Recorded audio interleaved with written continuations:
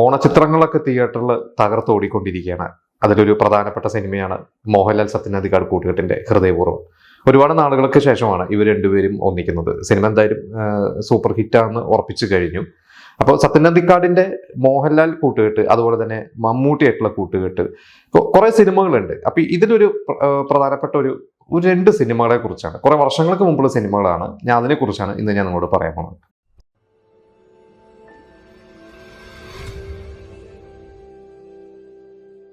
നമ്മൾ കുറെ മുമ്പത്തെ ഒരു എപ്പിസോഡിൽ പറഞ്ഞിരുന്നു സത്യനന്ദിക്കാടിന്റെ ആദ്യ ചിത്രങ്ങളിലെ നായകന്മാരായിട്ട് അഭിനയിച്ചിരുന്ന സുകുമാരന്റെയും നെടുമുടിയിനെയൊക്കെ കുറിച്ച്.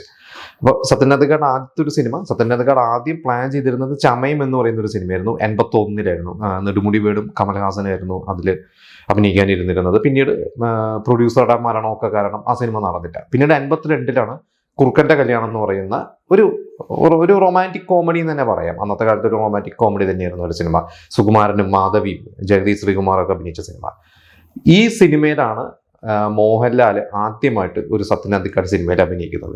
ശരിക്ക് അതിനുശേഷം അപ്പുണ്ണി എന്ന് പറയുന്ന ഒരു സിനിമയിലാണ് മോഹൻലാൽ ഒരു പ്രധാനപ്പെട്ട അല്ലെങ്കിൽ ഒരു ഒരു സെക്കൻഡ് ഹീറോ അല്ലെങ്കിൽ ഒരു ഹീറോയിന് തുല്യമായ നെടുമുടി വേണുവിന്റെ ഒപ്പം അഭിനയിച്ചത്. പക്ഷെ അതിന് മുമ്പ് കുറുക്കന്റെ കല്യാണം എന്ന് പറയുന്ന ഒരു സിനിമയുണ്ട്. എനിക്ക് തോന്നുന്നു പലരും ആ സിനിമ കണ്ടിട്ടില്ല. ഇനി കണ്ടിട്ടുണ്ടെങ്കിൽ തന്നെ പലർക്കും ഒരു പക്ഷേ മോഹൻലാലിന് ആ ഒരു സിനിമയിൽ ഓർമ്മ ഉണ്ടാവില്ല. അപ്പൊ ഈ അടുത്ത് ഹൃദയപൂർവ്വത്തിന്റെ പ്രൊമോഷന്റെ ഭാഗമായിട്ട് സത്യനന്ദിക്കാട് ഒരു ഇന്റർവ്യൂവിൽ അതിനെക്കുറിച്ചുള്ള ഒരു ഇൻസിഡന്റ് ഒക്കെ പറഞ്ഞിരുന്നു. കാരണം ആ ഒരു സിനിമയിൽ സുകുമാരൻ ഒരു പേടിത്തൊണ്ടനായിട്ടുള്ള, സ്ത്രീകളോടൊക്കെ അധികം സംസാരിക്കാൻ പേടിയുള്ള ഒരു വ്യക്തിയാണ്. അങ്ങനെ പിന്നീട് സുകുമാരൻ ഒരു ജഗദീഷ് ശ്രീകുമാറിന്റെ ഒരു റൂമിൽ താമസിക്കുന്നതും ആ ഒരു ബിൽഡിങ്ങിൽ തന്നെ അവിടെ കുറെ ഫാമിലി താമസിക്കുന്നുണ്ട്. അതിലൊരു മുസ്ലിം ഫാമിലി താമസിക്കുന്നു. അവിടെ ഒരു പെൺകുട്ടീനെ കല്യാണം കഴിക്കാൻ വരുന്ന ഒരു ചെറുപ്പക്കാരനായിട്ട് മോഹൻലാലിന്റെ കഥാപാത്രം വരുന്നത്. ശരിക്കും ഇപ്പൊ സിനിമ കാണുമ്പോൾ അതിന് മോഹൻലാൽ ഒരു ഷോട്ടേ ഉള്ളൂ. ഒരു ഷോട്ടും കല്യാണത്തിന്റെ ഒരു പാട്ട് സീനിലും അങ്ങനെ അവിടെ എവിടേക്കായിട്ട് വരുന്നുള്ളൂ. ഒരു ഡയലോഗ് പോലും ഇല്ല എന്നാണ് എൻ്റെ ഓർമ്മ. പക്ഷെ സത്യനന്ദിക്കാട് പറഞ്ഞ ആ ഒരു സിനിമയിൽ ശരിക്കും മോഹൻലാലിന് ഒരു പ്രധാനപ്പെട്ട ഒരു സീൻ ഉണ്ടായിരുന്നു. കാരണം ഈ ഒരു സിനിമ അവർ പ്ലാൻ ചെയ്യുമ്പോൾ, ഒരു കഥ പ്ലാൻ ചെയ്ത് പോകുമ്പോൾ സുകുമാരന്റെ ക്യാരക്ടറിനെ ഒന്ന് മോട്ടിവേറ്റ് ചെയ്യാൻ ഒരു ചെറുപ്പക്കാരനായ ഒരു കഥാപാത്രം വരണം. അപ്പോൾ പ്രേക്ഷകർക്ക് പരിചിതനായ ഒരാളും വേണം, എന്നൊരു വലിയൊരു സ്റ്റാറും വേണ്ട എന്ന് നിൽക്കുന്ന ഒരു സമയത്താണ് അന്ന് മഞ്ഞു വിരിഞ്ഞ പൂക്കളൊക്കെ കഴിഞ്ഞ് മോഹൻലാൽ വില്ലനായിട്ടും ക്യാരക്ടർ റോളുകളൊക്കെ ചെയ്യുന്നത് നടക്കുന്ന ഒരു സമയമാണ്. അങ്ങനെയാണ് മോഹൻലാലിനെ ആ ഒരു സിനിമയിലേക്ക് സത്യനന്ദിക്കാട് വിളിക്കുന്നത്. അപ്പോൾ മോഹൻലാൽ അന്ന് വലിയ സിനിമകൾ, ഐ ശശിയുടെ പോലത്തെ സിനിമകളൊക്കെ ചെയ്യുന്നുണ്ട്. പക്ഷെ സത്യനന്ദിക്കാട് പറഞ്ഞു ഞാനൊരു പുതിയ സംവിധായകനാണ്. പക്ഷെ മോഹൻലാലിനെ വിളിച്ചു, മോഹൻലാൽ വന്നു. മോഹൻലാൽ അതിൽ കുറച്ച് സീൻസ് അഭിനയിച്ചു. ഈ പറയുന്ന ഒരു പാട്ട് സീനും പിന്നീട് വേറെ ആ ഒരു കല്യാണം കഴിഞ്ഞിട്ട് പോകുന്ന ആ വീട്ടിൽ നിന്ന് ഒരു പെട്ടി പിടിച്ചിട്ടൊക്കെ പോകുന്ന ഒരു ഷോട്ടൊക്കെ ഉണ്ട്. ഇത് കണ്ട് സെക്കൻഡ് ഹാഫിൽ ഇവർ എഴുതി വന്നു കഴിഞ്ഞപ്പോൾ ആ ഒരു സീനിന്റെ ഒരു പ്രാധാന്യം, ഇവർ ഉദ്ദേശിക്കുന്ന മോഹൻലാലിന്റെ ഡയലോഗുള്ള ഒരു സീനുണ്ട്, ആ ഒരു സീനിന്റെ ഒരു പ്രാധാന്യം ഇല്ല എന്ന് കണ്ടിട്ട് ആ സീൻ ഒഴിവാക്കുകയാണ് ചെയ്തത്.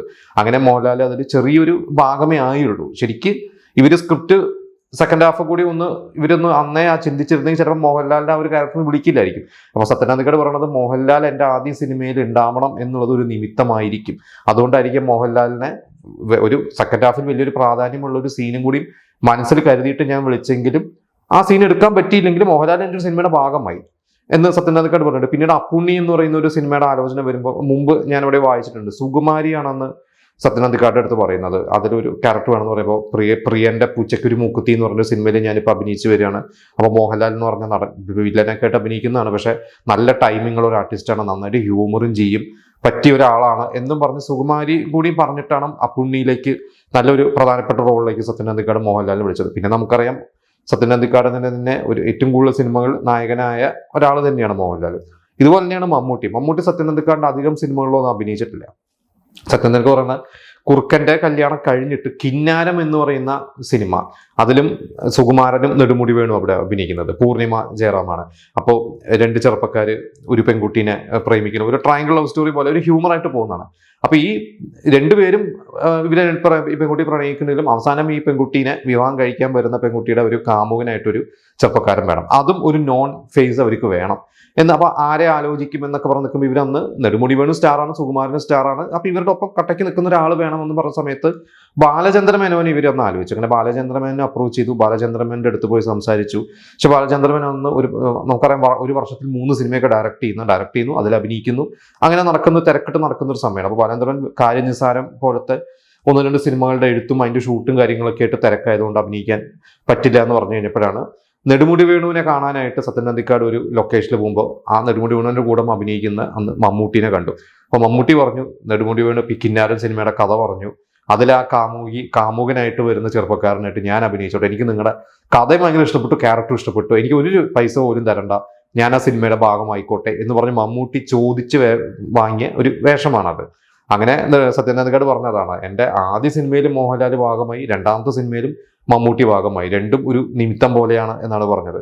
എന്തായാലും ഇപ്പോൾ ഹൃദയപൂർവ്വം ഒരുപാട് വർഷങ്ങൾക്ക് ശേഷം ഇവർ രണ്ടും, എനിക്കൂടി ഇതിനു മുമ്പ് എന്നും എപ്പോഴുമാണ് മോഹൻലാലും സത്യൻ അന്തിക്കാടും ഒന്നിച്ചത്, അതിനുശേഷം ഒന്നിച്ചിട്ടില്ല. അപ്പോൾ പ്രേക്ഷകർക്ക് എന്തായാലും, കുടുംബ പ്രേക്ഷകർക്ക് എന്തായാലും ആ സിനിമ വളരെയധികം ഇഷ്ടപ്പെട്ടിട്ടുണ്ട്. ആ സിനിമ എന്തായാലും ഹിറ്റ് സ്റ്റാറ്റസിൽ തന്നെ ഇടം നേടിക്കഴിഞ്ഞു. ഇനി മമ്മൂട്ടിയായിട്ട് സത്യൻ അന്തിക്കാട് ഇനി എപ്പോൾ ഒന്നിക്കും എന്നുള്ളതാണ് അടുത്തത് എല്ലാവരും കാത്തിരിക്കുന്നത്. ശരിക്കും കൊറോണയ്ക്ക് മുമ്പ് 2020 മാർച്ചിൽ കൊറോണ സംഭവിച്ചു. ഇല്ലായിരുന്നെങ്കിൽ ആ ഒരു മാർച്ചിൽ സത്യൻ അന്തിക്കാട് മമ്മൂട്ടി കൂട്ടുകെട്ടുള്ള ഒരു സിനിമ സംഭവിക്കേണ്ടതായിരുന്നു. സത്യൻ അന്തിക്കാട് തന്നെ പറഞ്ഞിട്ടുണ്ട്, 2020 മാർച്ച് ഏപ്രിലോട് ഷൂട്ട് തുടങ്ങി, 2020 ഓണത്തിന് ഞാൻ ആ മമ്മൂട്ടി സിനിമ തിയേറ്ററിൽ എത്തിക്കാനായിരുന്നു എൻ്റെ പ്ലാൻ. പക്ഷെ കൊറോണ കാരണം ഷൂട്ടൊക്കെ കുറേ കാലം മുടങ്ങിപ്പോയി. പിന്നീട് കൊറോണയൊക്കെ കഴിഞ്ഞ് തിരിച്ചു വന്നു കഴിഞ്ഞപ്പോൾ മമ്മൂട്ടി തിരക്കുള്ള സത്യൻ അന്തിക്കാട് പിന്നെ ജയറാമിനെ വെച്ച മകൾ എന്ന് പറഞ്ഞ സിനിമയൊക്കെ ചെയ്തു.